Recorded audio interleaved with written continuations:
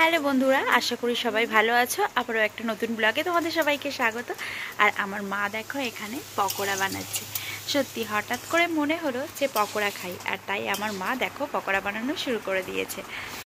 বৃষ্টির সময় পকোড়া খেতে কার না ভালো লাগে সেটা বলো।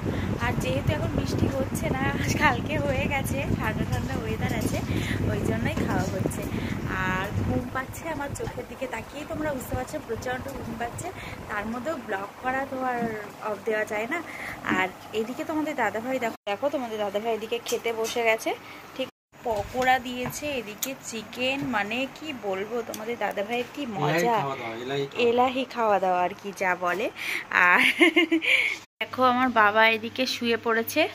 যাই হোক বন্ধুরা, তোমরা তাহলে সবাই ভালো থেকো, সুস্থ থেকো, আর আমি এদিকে পকোড়া খেতে থাকি। টাটা, আবারও ফিরে আসবো নতুন ব্লগ দিয়ে।